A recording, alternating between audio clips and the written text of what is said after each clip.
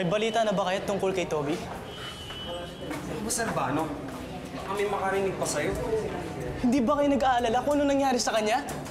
Alam mo, bro, no news is good news. Tsaka mas okay nga yung natigok siya para wala tayong sabit, di ba?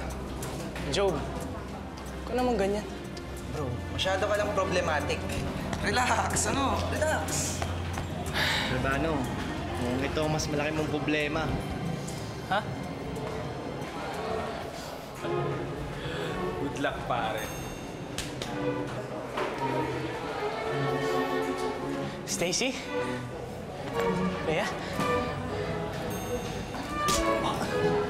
You? You two-timer, you? Ang kapal ng mukha mo para sabihin ako lang ang sugar pie honey buns mo. Yung pala dalawa kami?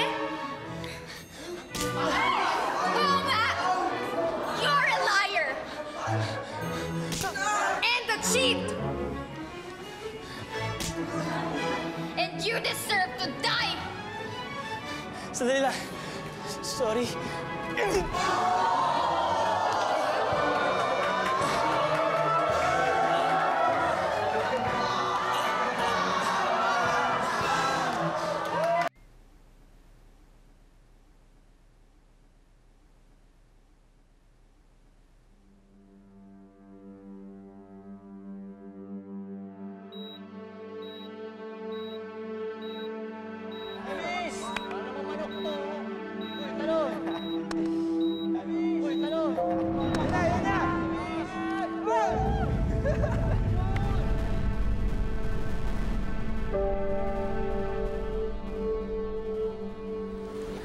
Kawawa naman yun nasa bed number 5, no?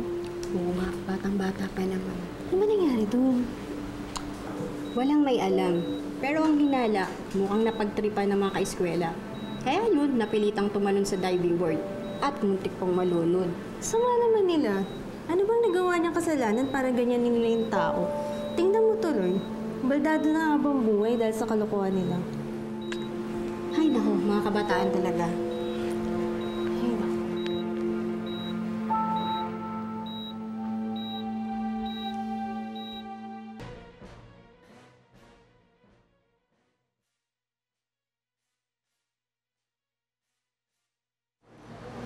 Ma'am?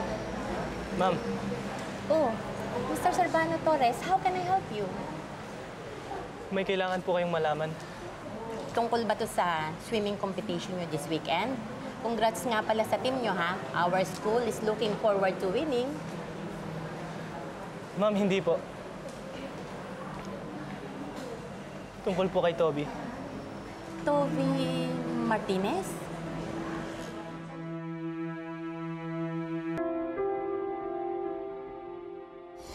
Ma'am, pinapatawag niyo raw po kami. Tuloy kayo.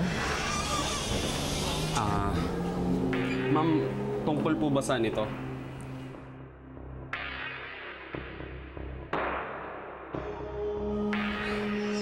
Ikaw?